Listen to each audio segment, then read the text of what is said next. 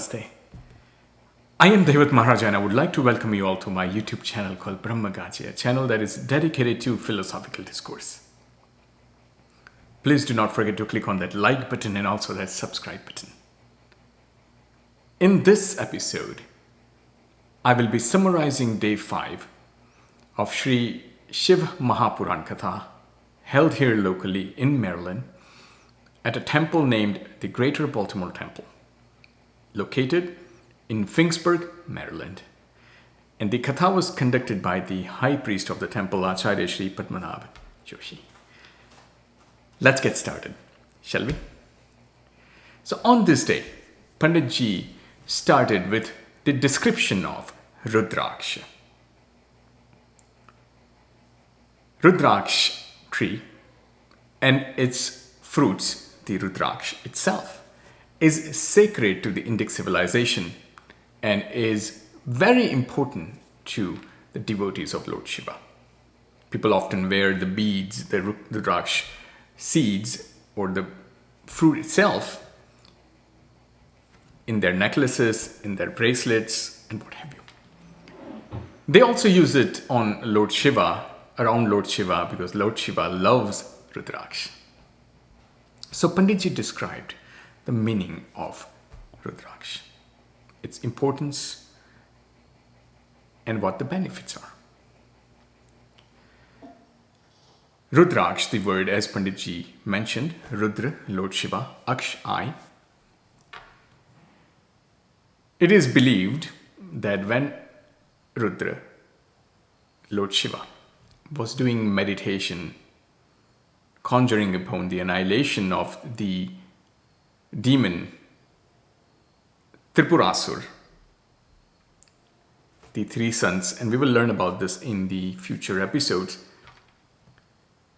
The three sons of Tarakasur were great devotees of Lord Shiva, and they needed to be destroyed because of their actions, yet they were great devotees of Shiva. So Shiva was doing meditation on that, and his eyes were wide open, and out of compassion came the tears from Lord Shiva's eyes. And when the tears fell on the earth, they formed the Rudraksha tree.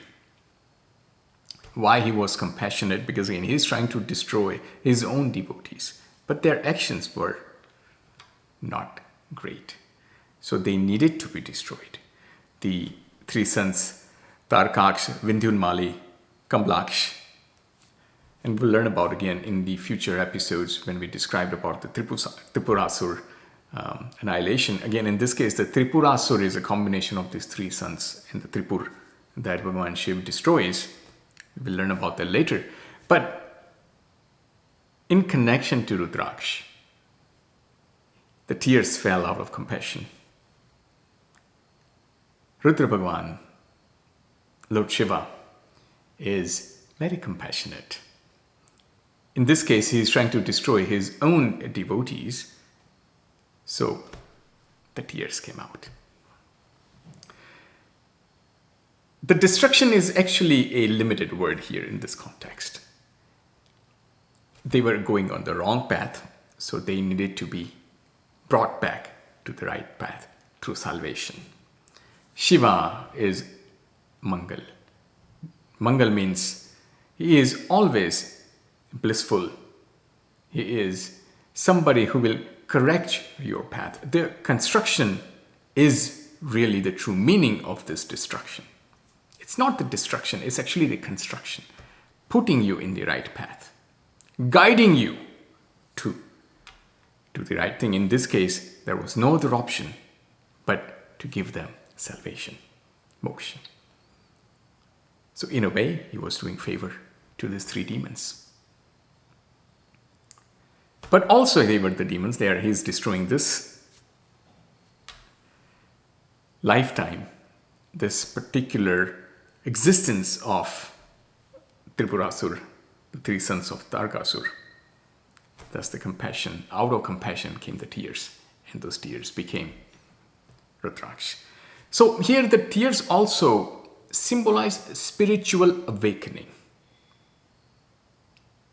The devotees of Lord Shiva's, the three demons here, were going on a wrong path. Yes, they were dedicated to Lord Shiva, but they were going on a wrong path. So they needed that spiritual awakening, which is what Shiv will bring to you. If you are going on the wrong path, but you worship him, eventually you will be corrected and brought into the spiritual awakening. So really the Rudraksha, the symbolism behind Rudraksha is that spiritual awakening, that compassion that came out of Rudra's eyes in form of tears and fell on earth, converted or got converted into the Rudraksha tree.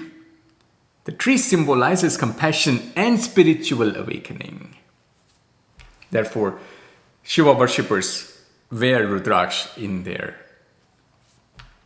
as necklaces, in their necks, beads, in their pretty much anywhere. You might have seen people wearing Rudraksha at various parts of the body. Of course, they also put it around Shivling because that's a jewel that Shiv likes. And Shiv also wears Rudraksha. It's a jewel. It's the beads of the Rudraksha that get converted into the necklaces and bracelets and what have you are really dear to Lord Shiva. Again, it symbolizes spiritual awakening, the reason why it came into existence. And if you're seeking spiritual awakening, Rudraksha is that symbolism.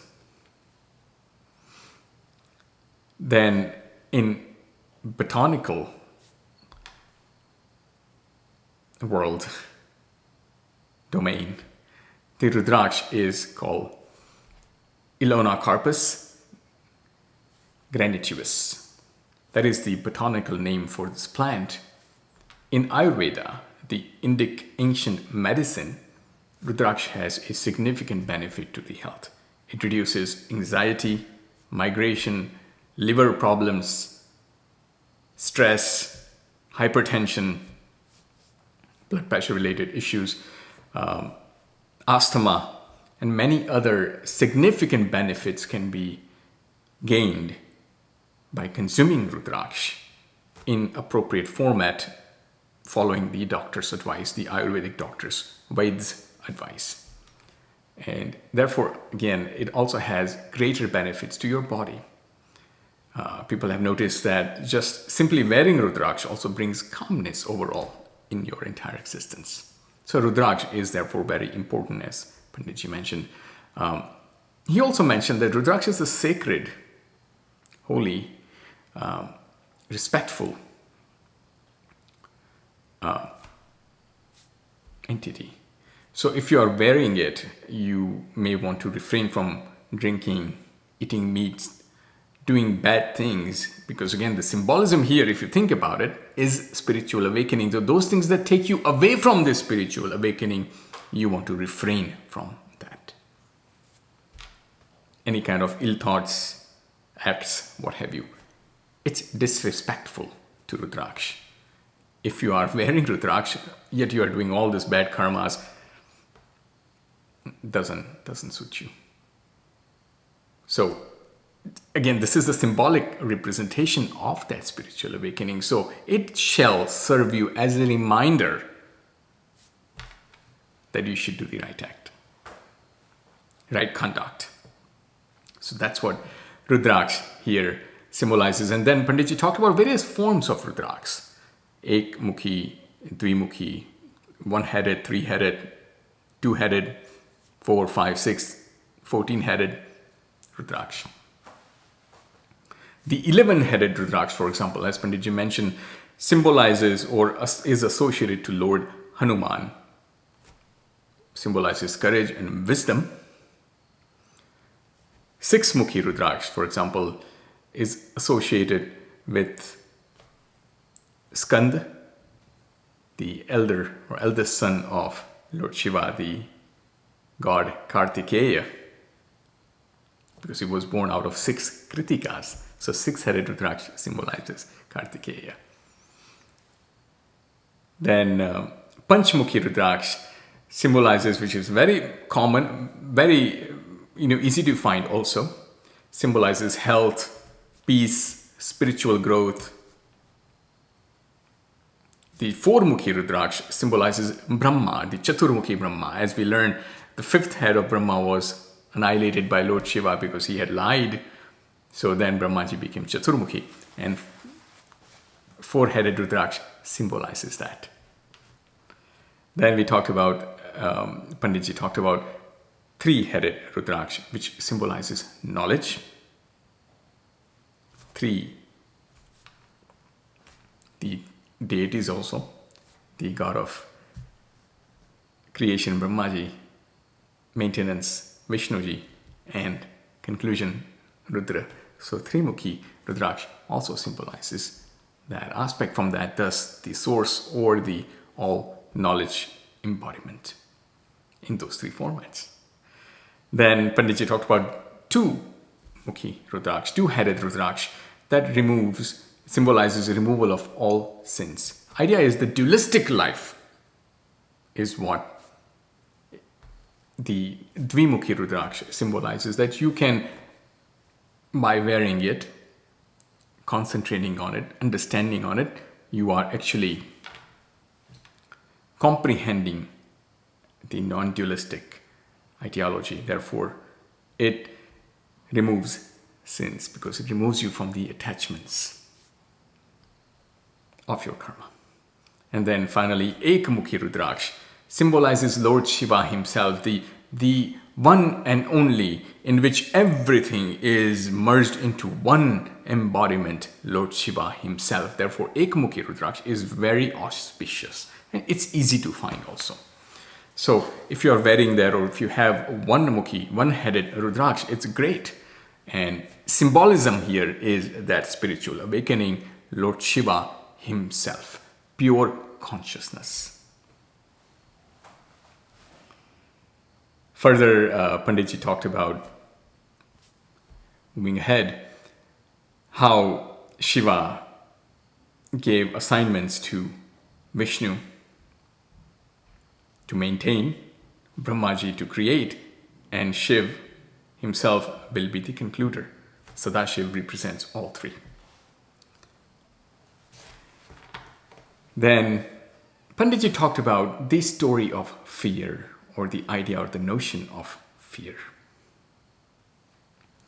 How fear grabs, holds everybody. There is nobody that in this world is completely fearless. Shiva worship will bring you closer to being fearless. But we all have fear, anxieties, this, that. And Panditji talked about the bigger the person, the bigger the fear. If you have more to lose, then you are more afraid of losing that which you have. Alluding to, giving an example of Indradev, how Indra is the god of gods, but he's always afraid of losing his throne, the Indrasan. Any little thing bothers him. And he acts to protect his Indrasan. Thus again, karma, or cycle of karma. But in really the symbolism here is we also are like that. If we are afraid of losing it, we will do whatever we can to protect that which we are afraid of losing. Fear binds you, fear grabs you, fear consumes you, fear is that shackle that you want to get out of. You want to be completely fearless, but you find yourself incapable often. CEO of a company might always be afraid that, hey, what if my company doesn't run? All of a sudden, I'm the CEO, with all this wealth that I have accomplished, gathered, might go away. Always afraid, anxious, and that fear exists.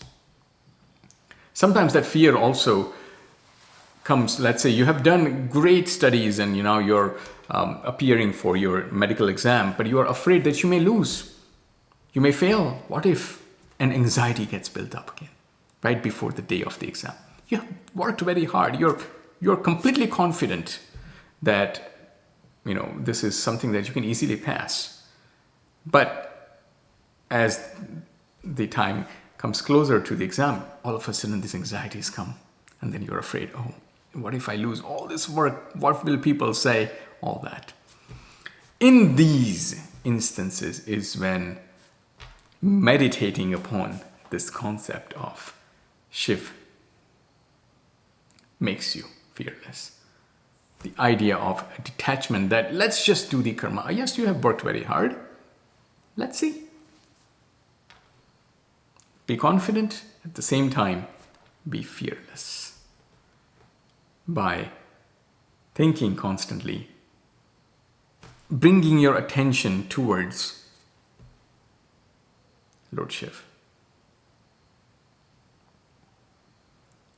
But again, it's very hard to do this and put this in practice.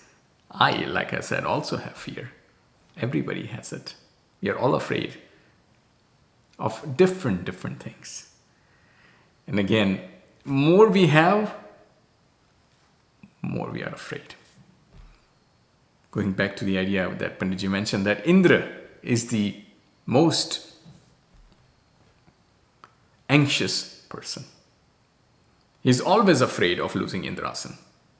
And then comes the story that Panditji had described. But before we get to that story,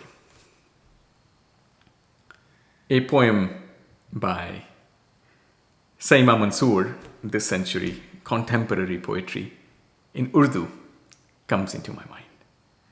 The poetry goes, यही एक खौफ मेरे दिल का दामन थाम लेता है. यही एक खौफ मेरे दिल का दामन थाम लेता है. जब भी कोई ख्वाब आंखों में पलने लगता है. जब भी कोई ख्वाब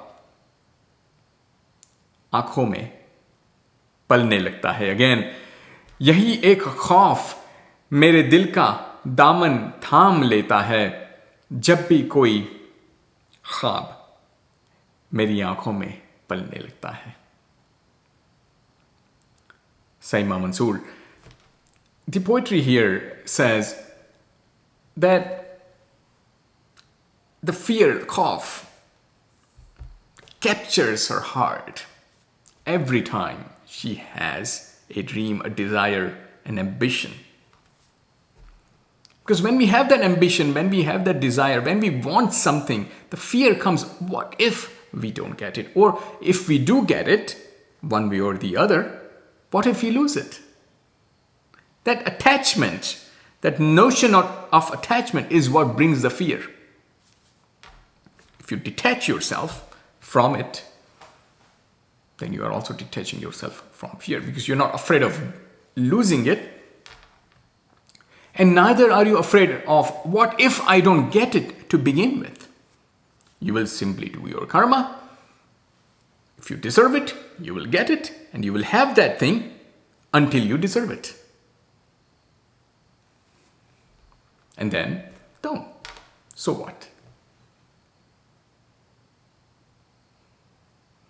But when you get attached to that khab, that ambition, that I want to gain this, I want to become this, I want to have this, I want to this and that. That attachment is what causes the fear to develop. And when the fear develops, now you are shackled. So Indradev, as the story goes, the fact goes, the history goes, was very afraid one day when Narad started meditating. So Naradji, the son of Brahma, once decided to meditate in a cave near Himalayas.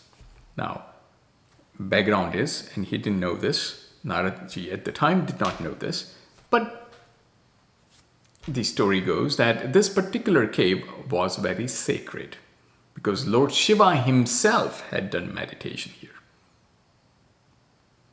So the energy of the cave was such which is probably why Naradji was attracted to the place. Because sometimes, we also feel that we go to this place and the positive energy of that place makes us feel like we want to just stay there. We want to sit down, we want to relax, we want to do whatever we can. We just don't want to go away from that place. Sometimes the energy of the place is such that it grabs you. In the same case here, Naradji was compelled. He was driven by that place, so he started meditating. Through intention, he is meditating. So now Indra Dev is afraid that what if Narad takes my Indrasan? Narad wants my Indrasan, he wants to dethrone me, which is why he is doing the meditation. So he calls God of love, God of desire, Kamdev, Cupid, and says, maybe you can distract Narad, maybe he will fall in love and his tap will be destroyed. Kamdev goes to the cave, tries his best, but fails.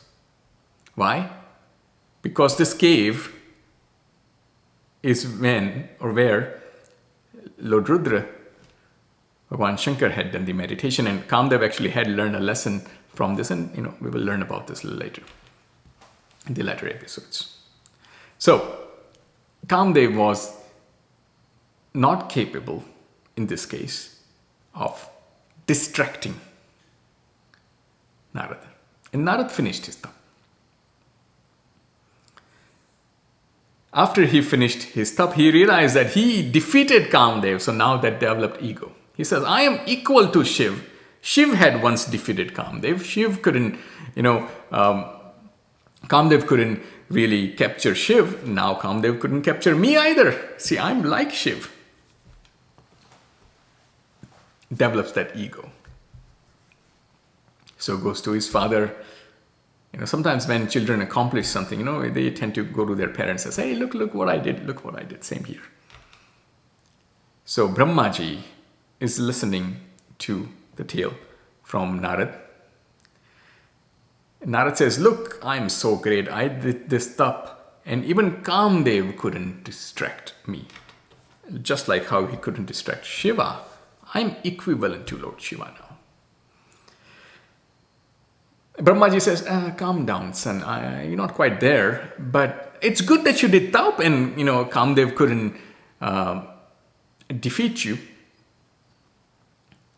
And but it might be that place. So let's do this. Just don't talk about it. Sometimes when you do great things, don't boast about it. It's just not good. It takes the importance away from the thing that you do. You did something because you wanted to take benefit from it by telling and boasting about it, putting in social media, Facebook these days. It takes the meaning away. You know it, realize it, enjoy it. It's for you. After all, it is your karma and for your benefit.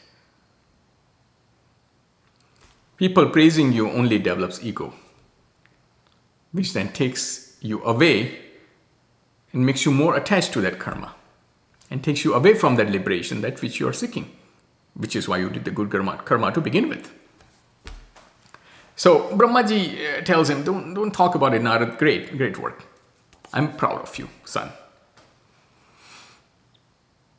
Naradji cannot refrain from speaking about it because now he's full of ego. He's like, I did this, look, I accomplished it. So he goes to his Aradhya Dev, Narayan, Lord Vishnu, because he loves Vishnu. He's the devotee of Lord Vishnu. Vishnu says, oh Narad, welcome. What happened? Tell me. Oh, let me tell you, I did this stuff and even Kamdev couldn't defeat me. So I'm like Shiva. Remember Kamdev couldn't defeat Shiva? And he learned his lesson, Shiva destroyed him.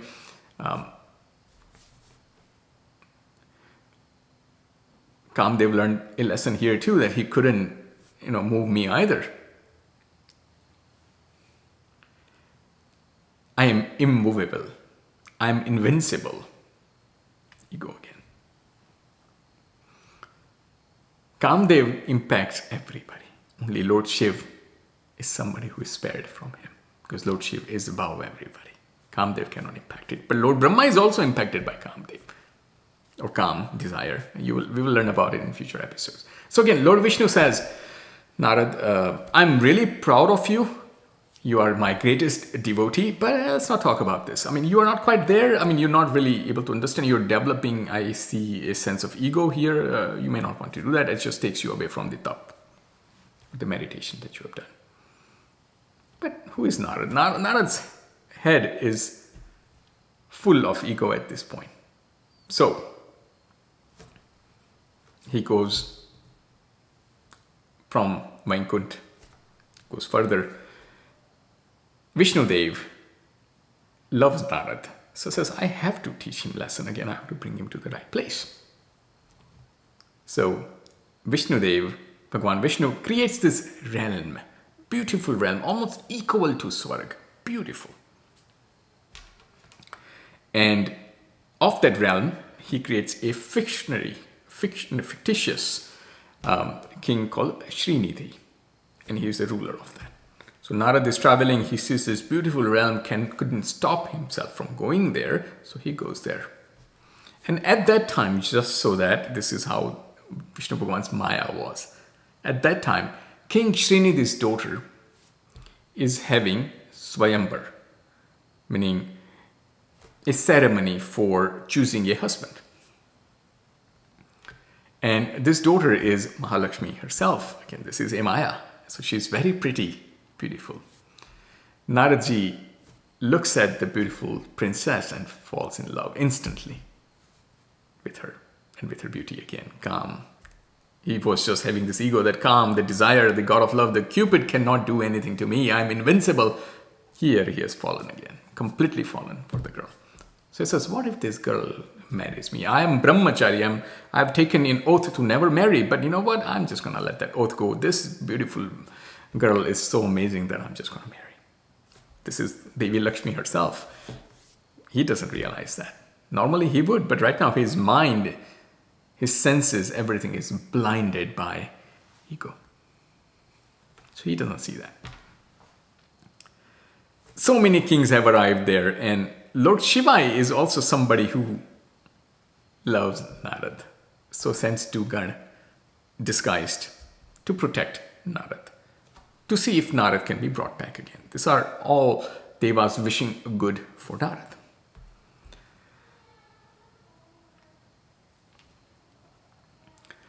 As Narad is approaching the Swayambar and sees all these kings, he says, look me, I'm just an ascetic guy. I'm just a saint. Look at my dress. I am not as handsome. What if I gain the same beauty, personality of Shri Vishnu himself? So he goes to Vishnu Bhagwan and says, can you make me like you? And Vishnu Bhagwan says, okay. But to teach the lesson to Narad, his entire body is like the Vishnu, except the face. Face is like a monkey. So Narad's face is monkey face, and face of an ape, but the entire body is like Bhagwan Vishnu. So he only sees hands and all that, and he says, yeah, I'm great, I have beautiful, there is no way this girl is gonna refuse marrying, because I am now Vishnu Swarup.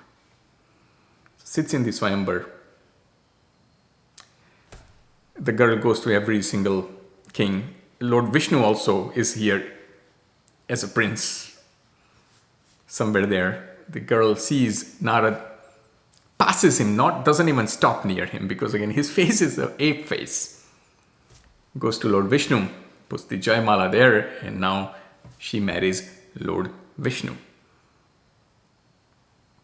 So Narad is disappointed. He says, Bhagwan Vishnu had made me like him. What happened? The Shivgan started laughing, because everybody started laughing. Why? Because Narad boasts, hey, look, I am the most handsome person here ever. And how come that princess didn't choose me?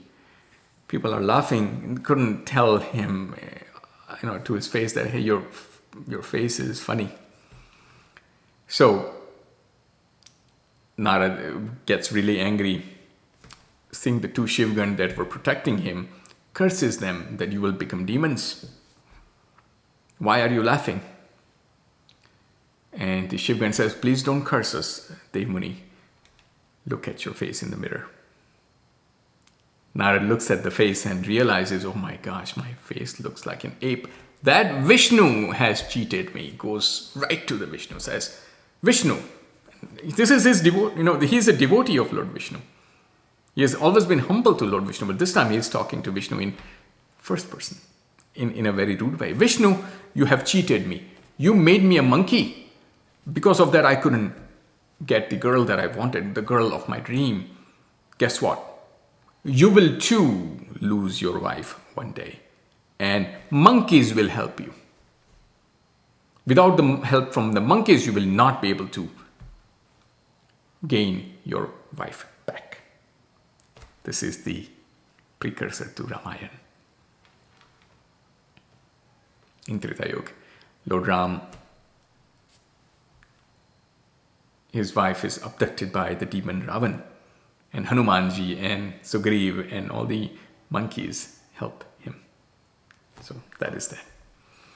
After cursing Vishnu, the Vishnu's Maya ends and Narad is awakened instantly, realizes his mistake, says, oh my gosh, I made a mistake. I now realize, starting with the meditation that I did at the cave, that cave was sacred. That's where Lord Shiv had done his meditation and annihilated Kamdev. So that's why the energy was there, and that's why Kamdev couldn't have an impact on me, because I was in the same cave. It was not me, it was the Lord Shiva and his meditation, the previous meditation, and the energy surrounding it. So I had nothing to do with it. I was blinded by ego. I am so sorry, Bhagavan Vishnu, that I cursed you.